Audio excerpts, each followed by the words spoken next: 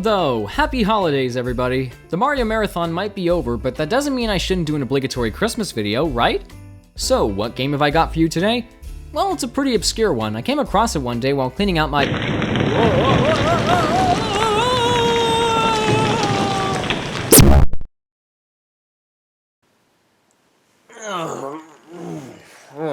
Well, that was something. Where am I? And why do I feel so... three-dimensional?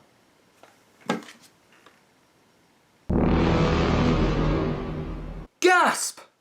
I've become Jason Biggs! And a real person! But who's responsible for this mild inconvenience? I am.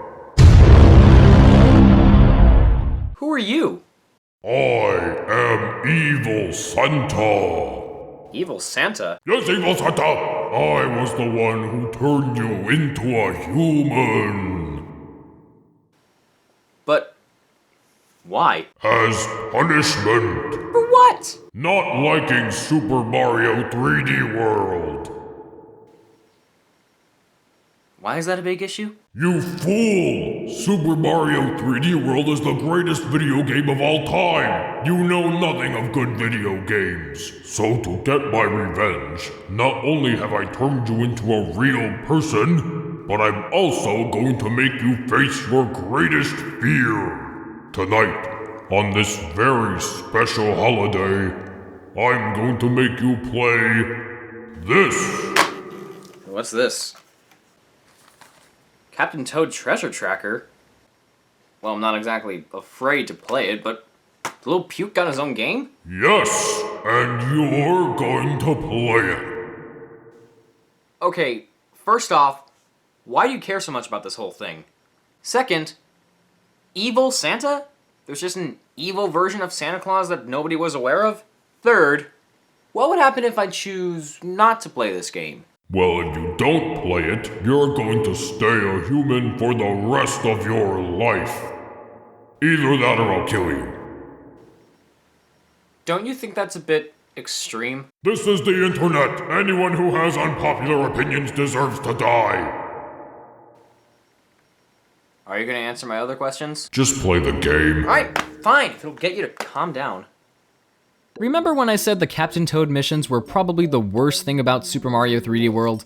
Well, apparently Nintendo didn't agree with me because somebody thought they were good enough to warrant a whole game focused on them. The idea itself was thought of by the game's director, Shinya Hiratake. He originally envisioned a diorama-style adventure featuring Link from The Legend of Zelda. The idea was shot down, but Shigeru Miyamoto saw enough potential in it that it was incorporated into Super Mario 3D World as the Captain Toad missions. Captain Toad was chosen because his heavy backpack could explain why he can't jump, as putting Mario in his spot wouldn't make sense. I still don't buy the whole backpack thing, but whatever, Miyamoto's choice, I guess. Now, when the game was first shown off at E3 2014, at first, I was confused. So is this like DLC for Super Mario 3D World? But then I realized it was gonna be its own game, and then I was like, really? But everyone else seemed to be okay with it, so the game was released on December 5th, 2014. So, because my life is at stake, I guess I'll have to tell you what I think of this game. Well, to tell you the truth, I've really only tried playing it once. In fact, the only reason why I own this game is just to add to my Mario collection. But now seems like a good opportunity to dig a little deeper and see what this game is all about.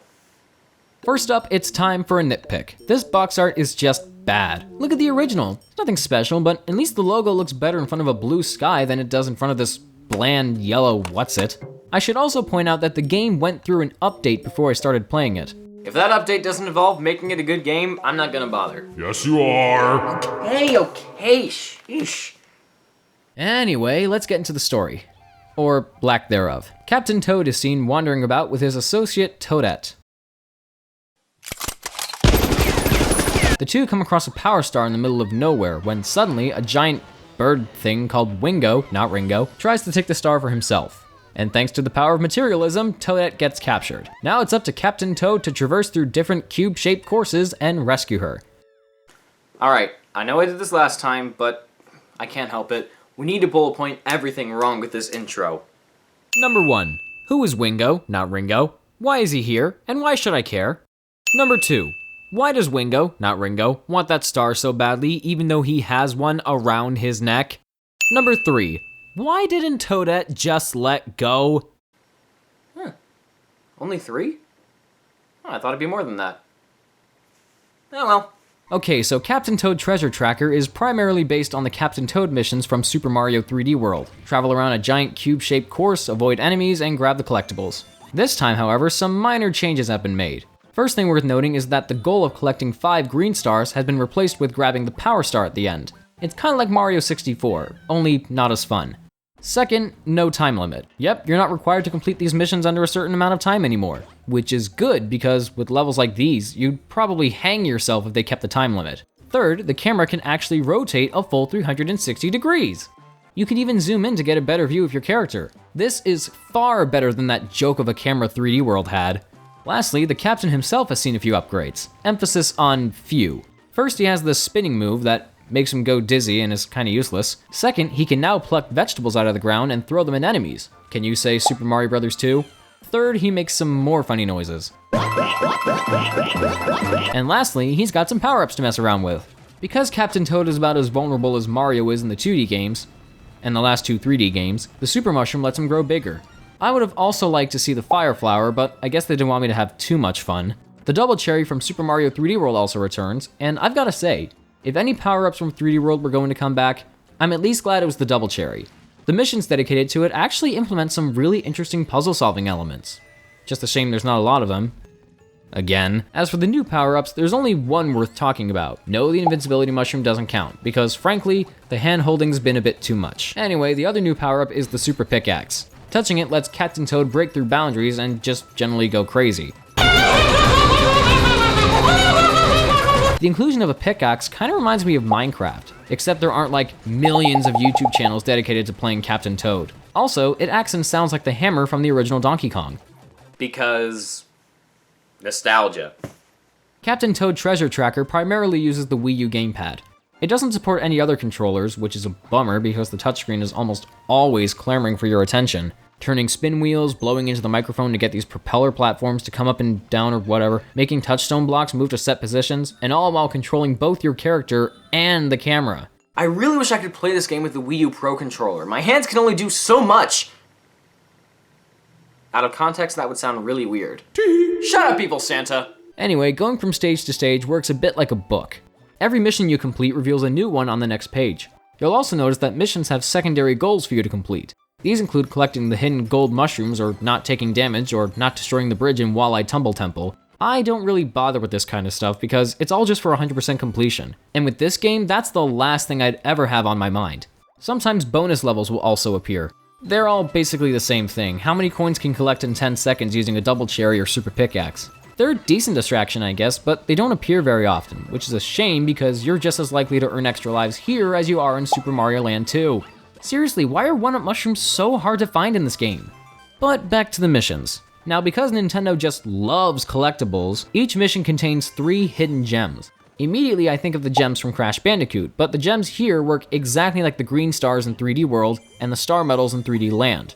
There's 3 of them per level, and some missions require you to have a certain number of gems in order to unlock them. Why do they do this to me? At least the missions are a bit more varied. Some levels require the captain to ride on minecarts. Hold up. First the pickaxe, now there are minecarts? Gracious goodness me, this is Minecraft! Actually, the minecarts here are a little more awkward to control than in Minecraft. Whether using the right analog stick on the Wii U gamepad or moving the gamepad itself, the camera is kinda sluggish. You can throw turnips in the minecart too, but they have a pretty short range, so you really need to get close enough in order to hit your target. I appreciate the inclusion of a gameplay style that breaks away from the normal missions, but the least they could have done is make it less like the way it is. If I can compliment the game for something, it surprisingly has more focus than 3D World. 3D World seemed to just keep cramming in as many level gimmicks as possible, but as a result, it lost focus of what was supposed to make the game fun. Captain Toad Treasure Tracker knows what it wants to be, and gives you what you'd expect. I'm not particularly a fan of what it wants to be, but I have to give it credit for sticking with one idea and rolling with it, something that probably would have made 3D World a bit more tolerable. Nah, it would still be boring. Hey, I heard that. Of course you did! You're standing right there! Speaking of which, if you have a Super Mario 3D World save file on your Wii U, you can play 3D World levels in Captain Toad Treasure Tracker. Hooray. Yeah, I'm not too crazy about it. It especially doesn't help that I'm playing levels made for characters who are fast and can jump, with a character who's slow and can't jump. Playing as Captain Toad only makes these levels even more boring than they already were, and now we're stuck with that same terrible camera 3D World had. What is it with Nintendo and giving us lackluster rewards nowadays? Oh, and I'm not talking about the amiibo compatibility, because it's just lame. To be fair, there are some cool levels here and there. There's this one level where you're on a train in the middle of a snowstorm. It's like the Polar Express, only less creepy. Yeah. But at the same time, there are some levels that not only make me wish the captain could jump, but they can also be a little annoying, like Shy Guy Heights. You're constantly having to rotate the camera and throw turnips at Shy Guys and dodging those butt-stomping bird things. Spin Wheel Bullet Bill Base is a bit repetitive with the amount of spin wheels there are, and Drop Road Dash is just a bit tricky in its entirety. One level that can be kinda frustrating is Bitty Bud Snow Stroll. It's like playing Minesweeper. Step on the wrong space and it sends you falling safely to the ground below without a scratch on you. Oh, and there's one level that I only like for the name alone. Seesaw Sizzle. Well, whoever she is, I hope she enjoyed it.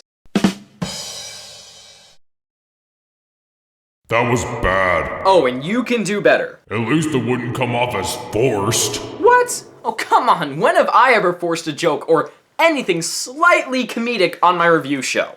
Hello, I'm still alive. Not now, Professor Overanalyze. Okay. Did you get a haircut? Get out of here! Don't look at me like that. Daggnabbit! Oh, haven't even gotten to the boss battles yet. From my experiences, I've only met the first boss, Dragodon, and of course the big baddie himself, Wingo, not Ringo. Dragodon, could he even be considered a boss? I mean, you're not really fighting him, you're just running away from him until something falls on his head and knocks him out. And a second battle is practically the same thing, only there are spin wheels slowing you down. Wingo, not Ringo's, first boss battle is nothing major either. First you have to run around this place here and try not to get blown off by Wingo's gusts of wind. But wait a minute, I thought Captain Toad's backpack was so heavy that it kept him from jumping. So why isn't it keeping him from being affected by the wind? Surely all that added weight must mean he wouldn't be going anywhere. Forget it. Applying logic to Nintendo games doesn't get you anywhere. Sooner or later you fight him in his pile of gold stuff, and Wingo, not Ringo, sends giant turnips raining down for you to throw at him. So you're basically beating him with something he gives you. Kinda like Bowser's battle in 3D World. Strange connection, huh? I mean, you'd think these games were almost exactly the same. So anyway, Wingo's defeated, we rescue Toadette, and that's it. Huh, only 18 levels? That's kinda short. Wait, episode 2? Are you kidding me? It's just episode 1 again, only with different levels, and now the captain's been kidnapped. Try saying that 3 times fast. Captain been kidnapped, But now that Captain Toad has taken the role of the damsel, you know what that means? Yep, now we've gotta play 18 more levels as Toadette. Don't get too excited, she plays exactly like Captain Toad with no real differences other than her gender. She's nothing more than a pointless skin swap. Which is kind of how she started, come to think of it. They could have at least made her faster or let her use her pigtails as an attack, but nope, you're just controlling the captain again. Oh, and in Floaty Fun Water Park, why does she need to hold her breath when her head is above the water? Did she almost drown as a baby? I mean, for the record, we all have at some point. Some more traumatizing for others.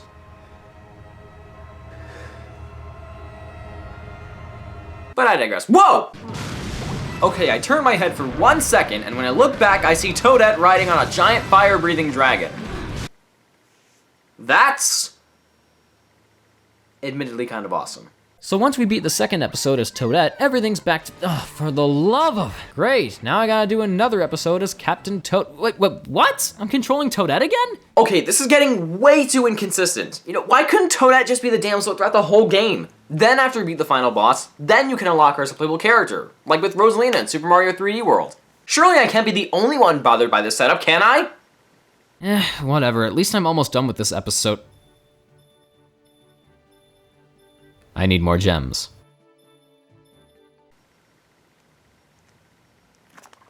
I quit. I'm done. Not playing this game anymore. You're not going anywhere until you beat this game. But the fact that I still need collectibles to unlock certain missions is dumb. You're right. Okay, how about this? You don't have to beat the game, but at least show the ending. What, like get off of YouTube or something? Sure, whatever. But I wouldn't feel accomplished. Like the game gave you any real sense of accomplishment at all? Fair enough. Okay, if you're wondering why I'm showing you the opening to Super Mario 3D World again, it's not. This is actually the real ending of Captain Toad's Treasure Tracker, which reveals that this game is indeed a prequel to 3D World. But I got a bullet point again. Number 1. Since Captain Toad apparently entered the Sprixie Kingdom after Mario and the others did, how are the Captain Toad missions already there before? Number 2. How does the one green star multiply into hundreds? Number 3. What about Toadette? Why doesn't Captain Toad take her with him? Why does he just leave her there in the minecart? Not that I'm complaining, but still, what happens to her? Again? Only 3? Oh, I'm bad at this. So, Mark, what's your verdict on Captain Toad Treasure Tracker? Well, I can't really say much, considering I didn't exactly beat the game all the way through. From what I played, it wasn't anything spectacular. In fact, I heard that in Japan it was originally going to be called Captain Toad and His Amateur Adventures. Honestly, I think that's a pretty fitting name. But, truth be told, the game was actually better than I thought it was going to be. What? Yeah, I'm surprised myself. When I first heard about this game, I thought it was going to suck. Like, a lot. But even though it has a lot of the same problems I had with 3D World, it wasn't quite the disaster I was expecting it to be. Sometimes it can get boring with some bland level design, and other times it can be tiresome when dealing with controls that require you to do multiple things at once. But it also incorporates some very unique puzzle solving that, admittedly, makes me feel like I accomplished something when I complete a mission.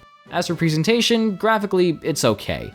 I'm not too big on the cutesy atmosphere, but backgrounds are fairly detailed and character models are polished. The music isn't necessarily bad, but it's not exactly memorable. A lot of music is recycled from 3D World, and I'm sure you all know how I feel about that game's soundtrack, and if you were to ask me to hum any of the new songs, I wouldn't be able to.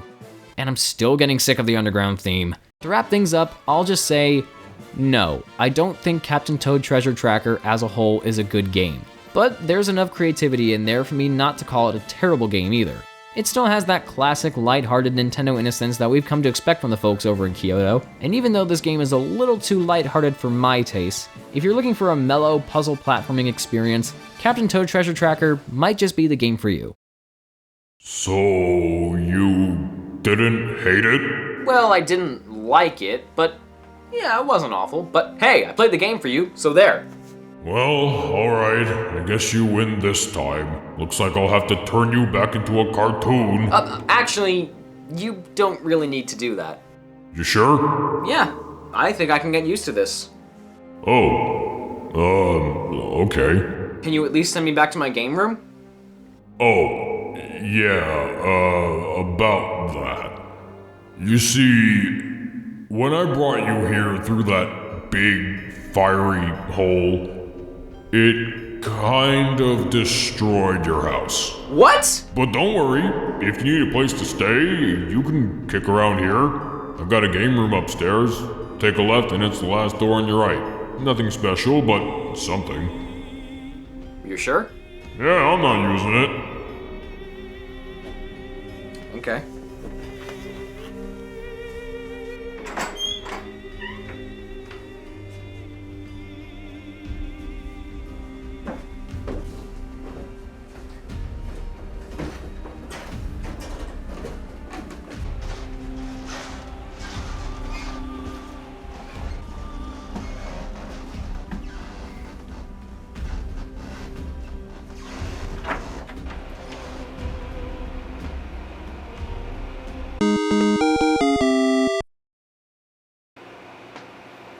Not bad. Well, it's a good thing you happen to have the exact same stuff I had at my old place. What are the odds? Anyway, thanks for tuning in to watch my videos throughout the year. I really appreciate it, and I hope you don't mind the new look I'm going to be going with here. I already know what's coming up in 2016, so here's hoping you stick with me to see what's next. Anyway, with that said, this is Mark, aka Super Smash 3DS, wishing you all a very Merry Christmas and Happy Holidays. Take care.